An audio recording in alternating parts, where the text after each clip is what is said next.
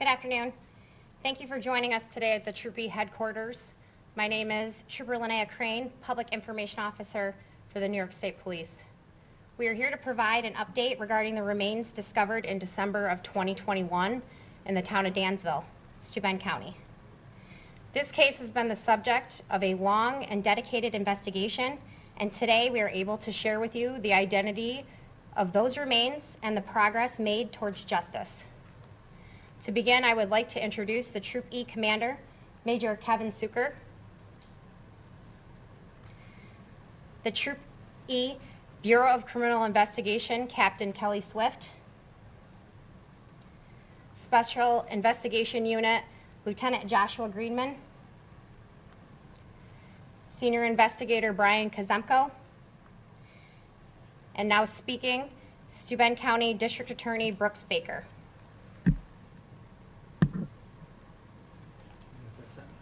Yep, and then you're right there. Well, folks, thanks very much for being here. We're a lot farther down the road in this case than we were back when these remains were discovered, but we have a little ways to go, and we're hoping that this can move us along in that process. So,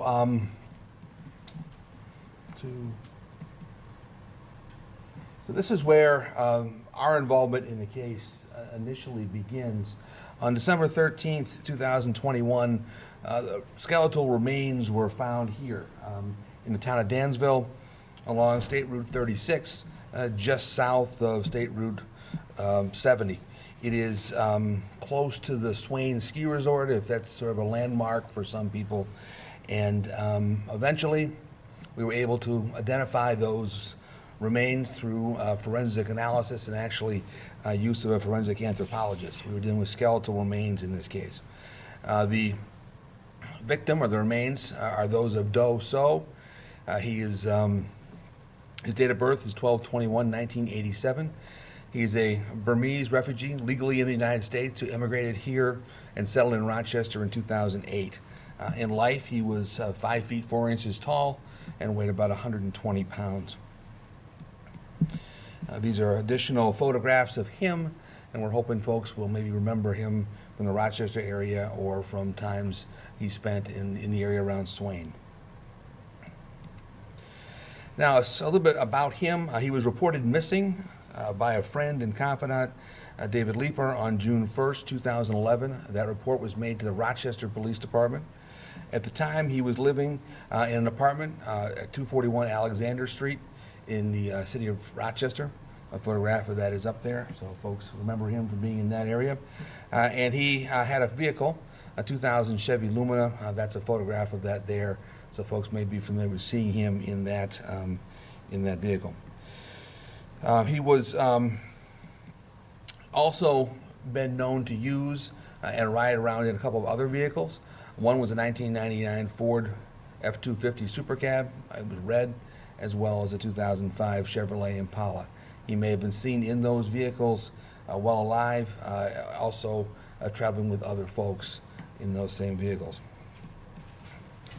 He was employed. He worked at the Wegmans Next Door Bar and Grill at 3220 Monroe Ave here in the city of Rochester. Sorry. He was last seen there on the evening of May 29, 2011, when he finished his normal shift of work. He was a chef there at the restaurant.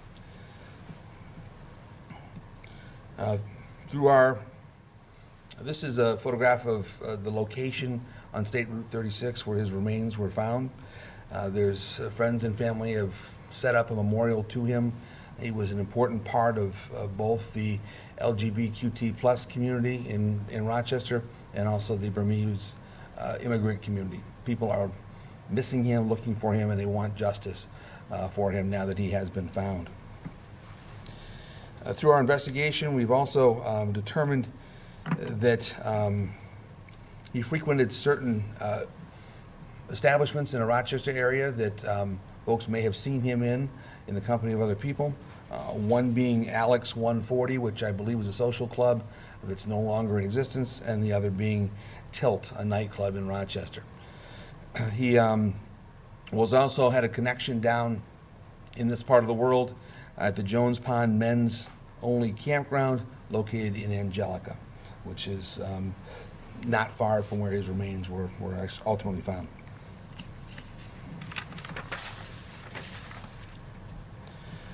Well, let me back up a little bit. His remains were found in a culvert along Route 36 by DOT workers, and that's where we see that that memorial now set up. So if folks are driving along that area and want to become familiar with it, that's a good landmark for anybody who's been in the area. A number of personal and clothing items were also found with him when he was when his skeletal remains were found. We are currently utilizing DNA technology, some of which did not exist in 2021 even, to further analyze those items for DNA, and we are hopeful they will produce additional leads beyond what we already have. At the time of his disappearance, he had just recently purchased a new cell phone at the Grease Ridge Mall. We see here that happened on the 29th of May. We see a photograph of him at the ATM picking up money to pay for that phone. The phone he bought was a LG Optimus S. There's several photographs of that there in a couple of colors. That was never located. We are still looking for that particular item. It could be in the Rochester area, it could be down in the Swain area, or it could be anywhere in between or around the location where the body was located. The case is currently being investigated by the Special Investigation Unit of the New York State Police, the Major Crimes Unit of the New York State Police, the Forensic Investigation Unit, investigators from my office with assistance from the Broward County Sheriff's Department and the Rochester Police Department. A tremendous amount of law enforcement resources are going into this case, hundreds and hundreds of man hours, and we're talking about hundreds of years of law enforcement experience, as well as utilizing the latest technology on all fronts to locate additional evidence and find out who was responsible for the death of Doh Soe. In interviewing folks in his community, we found out a lot more about him. He was a valued member of his community. He was a hardworking, happy young man, loved by everyone he met. A bright light in the world were some of the comments made about him. The folks who know him, his communities miss him, and he deserves justice, and that's why we are here today.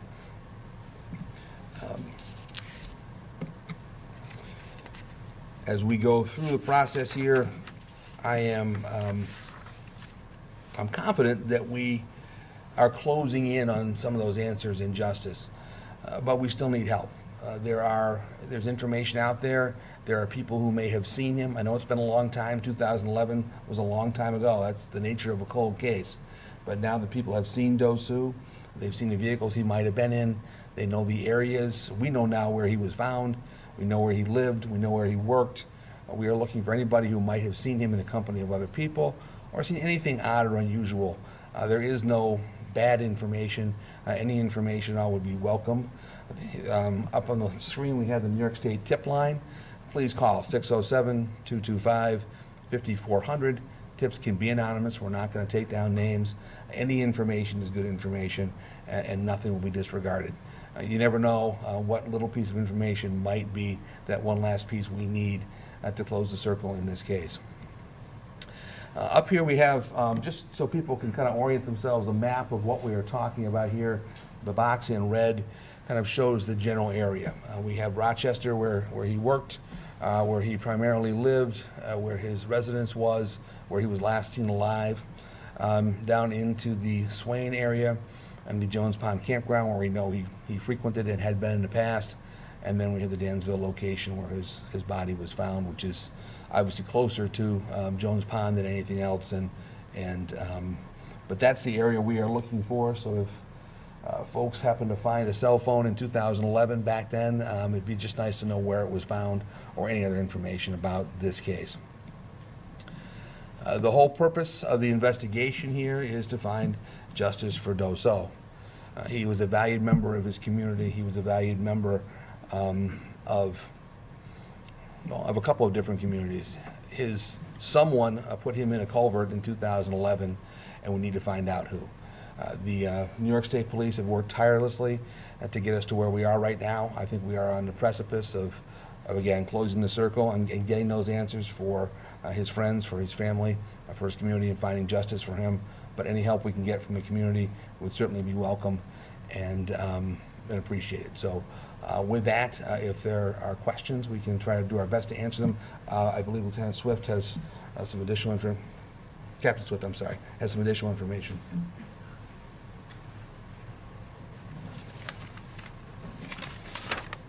Good afternoon. I am Captain Kelly Swift of the Troop E Bureau of Criminal Investigation. As you've heard today, this case represents years of dedicated work by investigators, forensic experts, and our partners in law enforcement and prosecution. Identifying Mr. Soe is a critical step, but it's only part of our mission. Our commitment remains to find out exactly what happened to him and to hold those responsible accountable. I want to thank the Steuben County District Attorney's Office, as well as the men and women of the New York State Police, including our Special Investigations Unit, our Major Crimes Unit, and our Forensic Identification Unit, all who remain dedicated to pursuing justice in this case. Most importantly, we are asking the public for their help. Even the smallest piece of information could be significant. If you remember seeing Doh Soe, his vehicle, or anything connected to this case, please reach out. We have established a dedicated tip line at 607-225-5400, and tips can be made anonymously. Your cooperation could be the key to providing justice for Doh Soe.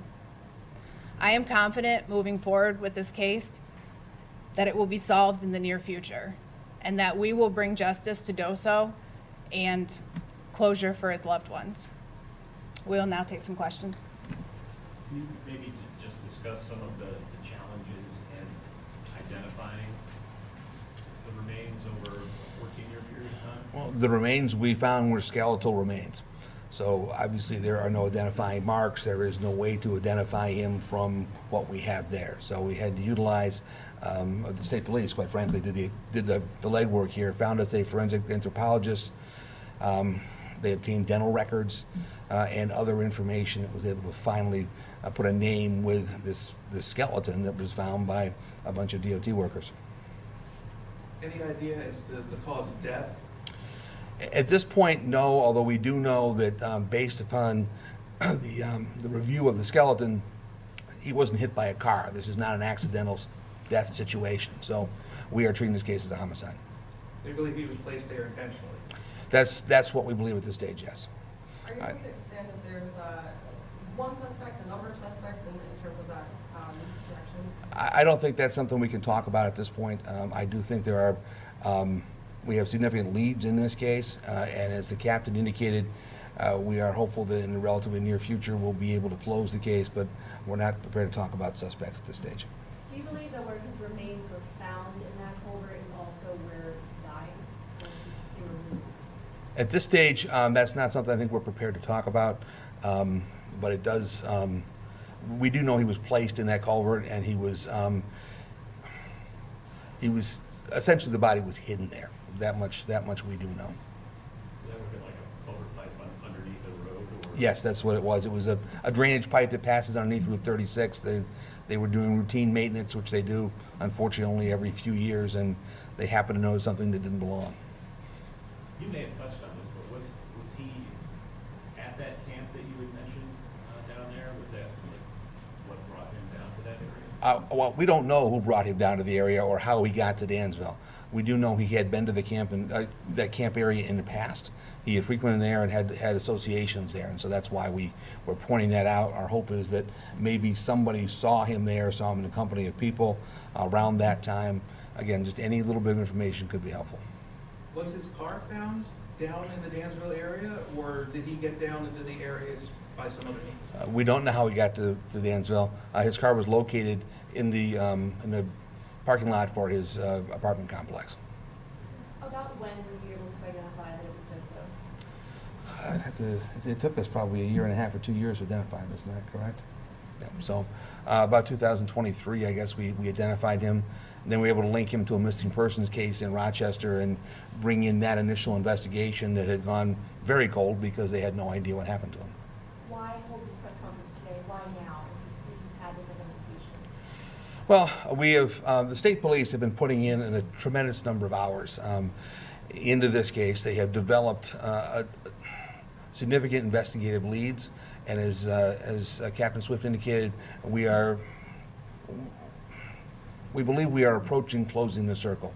But again, we don't know what piece of evidence it's going to be that takes us over the finish line to be able to establish the suspect, to be able to make an arrest, to be able to tell what happened to Doh Soe and bring this case or somewhat to justice for Doh Soe's death. So now the time is ripe for having this conversation because we have enough information to be able to use any tip that comes in, and it will have a place in our investigation. We know an awful lot of things. We have some more pieces to put into the puzzle, and we're hoping that the community can help us with that. You mentioned about the cell phone being a significant component of it not being located yet. Is there any indication or hope that that is kind of the missing factor there to obtain that, or that's just essentially work on? I don't know what role it will play. I mean, it really depends on if it's ever found or where. It's not something that we absolutely have to have, but it's something that might give us some more information about his travels or his location or any of those things. So if somebody did happen to just find along the side of the road or in the mall parking lot or somewhere else a cell phone, it could give us some information. I doubt at this stage we'll get any information from the phone itself, but its location could be helpful to us. And have you been able to, I know you mentioned talking with friends and family, how are they holding up with that? Well, most of his friends, obviously, you saw some of the quotes. He is somebody they missed tremendously, and he just disappeared off the face of the earth from their point of view more than a decade ago, almost a decade and a half ago now. So it's one of those things that haunts them, as it would anybody if you lose somebody who is important to you. Most of his family is overseas, and we have spoken to them by phone. It's even harder for them because they can't be here, they can't talk to people. So getting them answers and having that conversation by long distance phone call is even more important, I think, in this case than some other ones where they can't be close by and can't be involved and can't talk to the folks who knew him and saw him last. That memorial that you showed a picture of, how long was that been? I'm not really sure. It is something that may have come and gone over time. I think as the investigation has pressed forward and people have, he's been identified as part of that process, that pushed the memorial to go up more recently and again be renewed, I guess. So. You said you had clothes that you were looking to do a DNA analysis on. Mhm. What are the next steps in this process now? Well, the investigative steps, I don't think we're going to talk about too awful much. That's something that the state police are working on from all different angles. We're working with authorities in Florida. We're working with Florida authorities in other places and working. Those steps are things that I don't think I want to talk about a whole lot because I don't want to endanger what's going on. As far as the DNA testing, again, there are some new processes that have. It's a rapidly evolving science, and there is some new science out there that we're attempting to utilize right now. And that may take some time, but we are exposing some of the other personal effects that were found to a new technology, and are hopeful that will be positive. There was also another missing person, his name was Nico or Nico Lucy. Yep. Around the same time. Do you believe there's any connection there with that? No, that's a complete. That's a case from a different part of Steuben County and a completely different collection of folks. So I don't believe there's any reason to believe this has any connection to the Nico Lisi case. This is a much more Rochester-centric, Swain area-centric case with very, very different players involved in the Nico Lisi case. Can you speak to why you're confident that you are going to find this person? Is it related to the technology you're using, or is it related to people that you're now able to talk to? Well, one of the reasons I'm confident is because of the people standing right here. I've had the privilege of working with the state police for the last 32 years, and they bring incredible professionalism and dedication to law enforcement. And when they tell me they're going to solve a case, they always do. So that's one of the big reasons. But their efforts have given us a tremendous amount of information about what was going on, when it was going on, who was involved in Doh Soe's life, and we have developed a tremendous amount of information we did not have in 2021, and that was not available in 2011 when the original complaint came in. So I am confident with the way things are moving and how rapidly they are moving forward, and that we will come to a place where justice can be found for Doh Soe in the not too distant future. Did you say there was a Florida connection? There is some possibility he had some connection to the Fort Lauderdale area, hence the Broward County folks assisting us with that. The state police have been there to conduct interviews and talk to people. And again, no stone is being left unturned in this case. Maybe if we could hear something from state police just regarding the scope of the investigation and maybe some of the challenges in a case with the death that happened in 2011. Well, these cases are always challenging.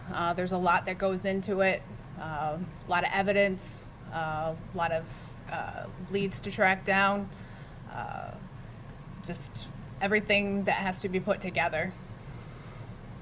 You'd be able to say how many people have worked on this case, handled this case? Over the last 4 years, I couldn't even, there's just several. I mean, between all of the units, and we're working cohesively to bring justice for Doh Soe.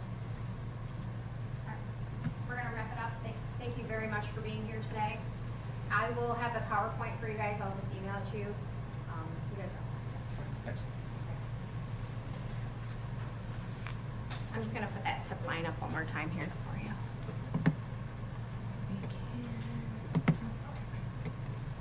Right there. Okay. Thank you very much. Thank you.